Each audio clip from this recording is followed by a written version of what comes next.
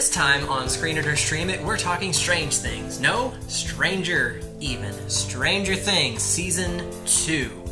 So, going to assume you have already seen Season 1 of Stranger Things. If not, there are probably going to be some mild spoilers in here. So, Season 2 picks up.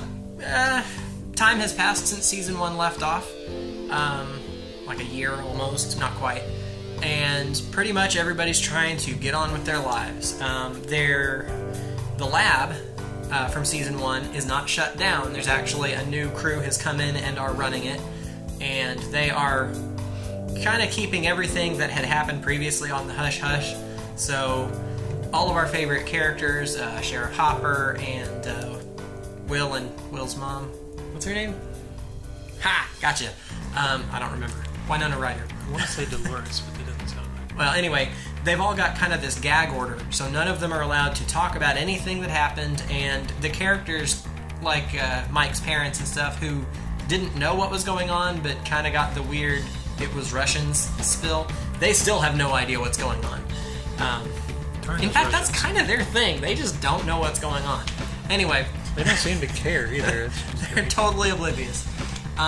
Anyway, so, of course, Elle vanished in the end of the last one, so she's gone. Mike's upset. He's been calling her every day for a year on the radio trying to find her. And that's where the story picks up. It's kind of near Halloween. Will is still totally traumatized from his experience in the Upside Down in Season 1. And of course, if you'll remember, he coughed up a slug right at the end, which was not good.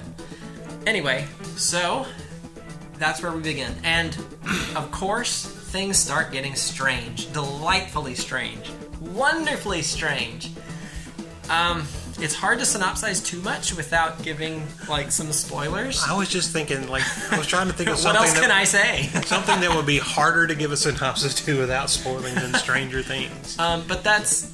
It pretty much begins with Will in therapy, kind of because, you know, a lot of psychological trauma from what he experienced, and of course they're checking him medically to make sure he's okay, and he seems okay, but he's having these weird kind of, I guess, visions, hallucinations. Episodes. Yeah, episodes is a good word for it, where he seems to be in the Upside Down again. And so, presumably all psychological, so they're trying to work his mind through that, because he couldn't possibly be transporting back, could he? You'll have to watch and find out. Because surely people would notice if he just suddenly was gone and then came back again. Anyway. But you'll have to watch to figure that out. Yeah, there's really not much more I can say without really starting to get into spoilers. But anyway, weird things happening. The crops dying, that I can say.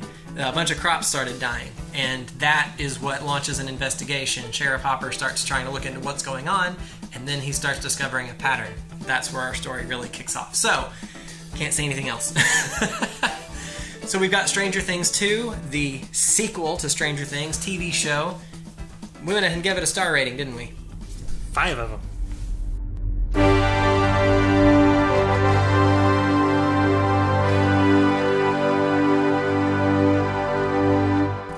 Yes, 5 stars. Awesome show. I loved every minute of it from the beginning of Season 2 through the end of Season 2. Same as much as I loved Season 1. I love this show. I didn't think I was going to like Season 2 as much as Season 1. I mean, it's hard. It's a sequel, and Season 1 was so good. So there were some new characters. Oh, yeah, I didn't mention the new characters. So let's talk about the new characters. So we had the girl... Yeah, that's going to start with her. Oh, yes. So you've got the normal, the band of guys. The party. Will and Mike and Dustin. And... that other guy. Dang it, I can't remember his name. But you got the band of guys, and they had 11 in Season 1, and 11 was gone at the end of Season 1. So there's a new girl, and a couple of them are kind of pining over the new girl. Yeah, yeah. And, of course, she's completely out of the loop. She's like a total tomboy type, so she didn't... And everybody that knows what's going on basically has a gag order on them that they're not allowed to tell anybody. So they're not telling her what's going on, and that kind of makes her mad. So she kind of, like, they want to be friends with her. She kind of wants to be friends with them, but they can't really because they have so many secrets they're keeping from her. And I don't know, I could kind of take her or leave her. take or leave her. I felt that way at the beginning of the season, but she really grew on me as it went on. She turned out to be all right. Now her brother, hated her brother. Oh, I hated that guy so much. So, and not even in, like, you're supposed to hate him. Like, he plays a jerk. So Steve is a jerk in the first one. Yes. And in the second one, he's kind of become part of the gang. So Steve is not a jerk. So it's like, hey, we need another jerk. They made a jerk that is so horrible that Steve actually is very likable now, which is kind of scary when you think about it. But I don't, like, I mean, I dislike him. You're supposed to dislike him. Right. I dislike him in that way. And they did. But I also just dislike him. Like. In spite of them showing, see, he's a tortured soul too. Nope. No, I didn't forgive him. He does not get a pass. He was awful. Well, and the dude, and he's supposed to be this, I think of 16 Candles in the, what you call him, the greasy bow hunk. And he's supposed to be like this handsome, like, surfer guy from California. And he's just so greasy, nasty looking. He was muscly, but that mullet though. No. But yeah, couldn't stand him. Hated him. We got some new mutants. We had a band of like gang of outlaws. Yeah, there was a band of misfits that didn't like them either. Really? No. Yeah, I didn't. I was afraid of them. Like the whole time, because I did not know what their motives were. I like the big guy. If they could be trusted. Okay, the big guy was cool. I'll agree with you, but he was quiet. He was just kind of standing there, the rest making of them were sure jerks. the peace was kept. But yeah, the rest of them were pretty awful, and they did bad things, and that made him easy to dislike. Let's see, was there anybody else? Bob. I loved Bob. Bob is great. So that was a facetious. Let's see if there's anyone else. I love Bob. Yeah, so Sean Astin came in. Apparently begged to be on the show, from what I heard. I understand. And his character is so much fun. He is delightful, and I love him for being in the show. He just has a certain... I mean, he's a big nerdy guy in the show. Mm-hmm. But he has such warmth and such charm. And basically his character is the really geeky, nerdy, sickly kid in school. Of course, he's an adult. He's an adult now, but in school he was a nerdy, sickly kid. Yeah. That, you know. So he connects kind of with Will and his party, because that was him when he was a kid. Right, and he's now dating Winona Ryder, and she was, the like head cheerleader, prom queen, whatever, and he's just tickled to death that she's speaking to him. But he's just a super nice guy. He's great with the kids, and I mean, after all the crap they've been through, it really seems like they need a normal supportive guy. Yeah. character. Of course, he's also completely oblivious, has no idea what's going on. And so stuff starts going down, and they're like, here, you go away, because we have to talk about stuff. Sorry. Lame excuse. Bye.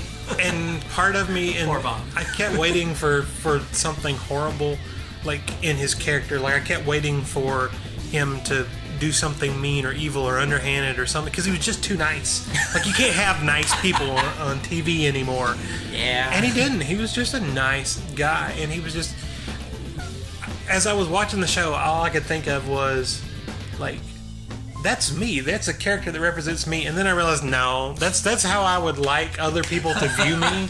That is totally not me. He's so nice and so friendly, and he's just... I don't want to say a recovering nerd, because he's still a giant nerd. Oh, he owns it. He totally owns it. Yeah, it's kind of, okay now and to be a nerd, and he's good with it. But yeah, I love Bob. I want an I Love Bob shirt. Right? I'd wear Sean that Astin's picture, like... I'd wear that sucker everywhere. Yeah, definitely. Raise so many questions. So, let's see, what else do we have? Some other weird stuff. I love Sheriff Hopper. He's got to be one of my... It's hard to pick a favorite character. There was some really good character development that happened. There really was. And new characters, old characters, really good character development. So we had talked a bunch I don't like horror movies anymore. Right, because they just don't... They don't do anything for me. They don't give you that chill and thrill that they should. And don't get me wrong, I'm not like machoing it. Like the jump scares, I'm still like, I didn't see that coming. But there's no dread anymore. That like nail biting tension where you're just waiting. Except in Stranger Things. Yeah. And I really think what it is, it's like I have to care about the character. Oh, I don't want that character to die. Yeah. I want to see more of that character. I like that character. Mm-hmm. I like these characters, and I don't want to see anything bad happen to them. And there's, those tense moments. Things are coming after them, or there's don't go up the stairs. Why are you going up the stairs? You can clearly see there's floaty stuff in the air. That's a bad place to go. You don't want to go there. No, and he thinks, I'm going to go up the stairs. Which, I mean, it's the cliche, but you always see, like, it's become I have to advance the story somehow. It's become a cliche now. You see it in, tropes and in comedy. It's done over and over again with people, why are you going up the stairs? People yelling at the screen, and that's not me, but I was yelling at the screen during, why are you going to the trash can? And, oh, yeah. Weird ominous noise comes out. Oh, I think I'll go check it out. By myself in the dark. Don't do it. And something else that I did at some point realized I had leaned forward in the chair during one of the episodes and was like, teetering coming out of the chair on the edge of my seat, like literally on the edge of my seat, and I didn't realize it. I don't remember getting there. I just remember at some point going, what am I doing? And like sitting back in the chair. And I don't get that anymore, and Stranger Things does that for me. And I don't know that it's a lost art necessarily, but I think it's just hard to do successfully, to tell a story that well, to engage your audience that well. And to me, Stranger Things, I would put it in the kind of horror-ish genre, horror, thriller, sci-fi. Yeah. But it doesn't depend on that to be that's the thing you go for. The characters are great. The storytelling is great.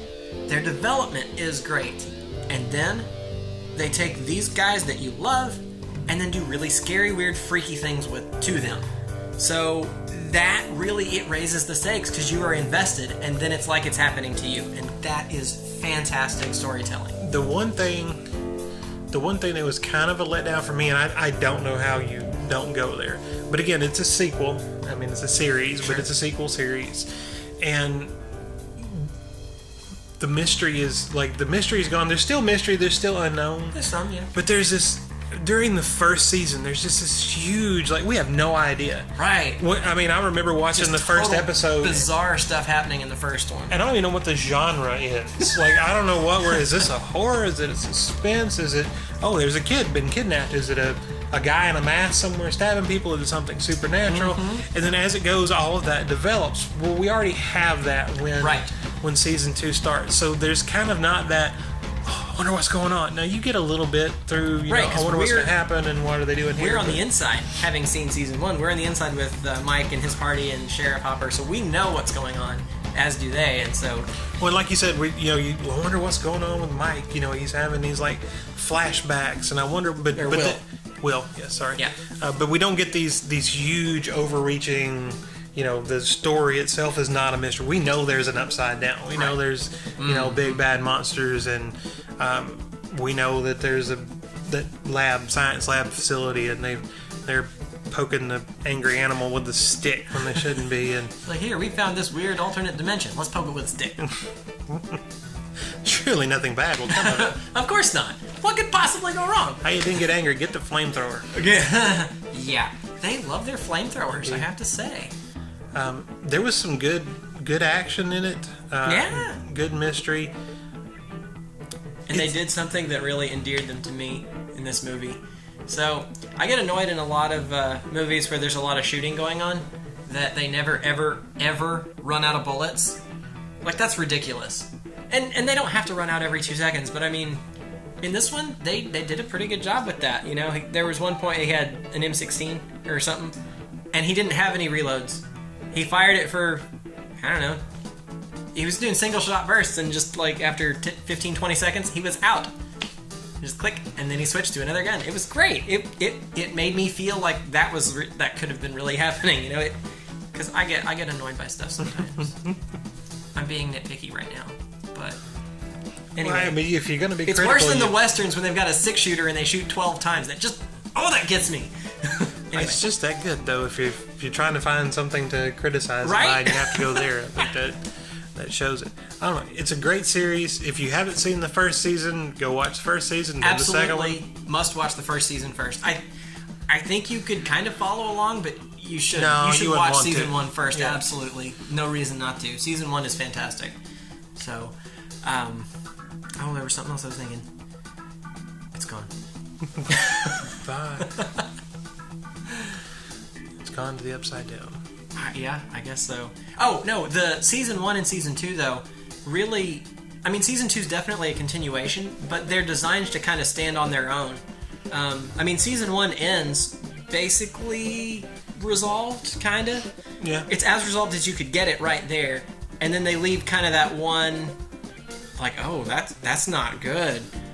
So, and I read something, and something I read, so I don't know how true it is or not, but when season 1 ended, I thought, oh, I love this. This was amazing. Absolutely.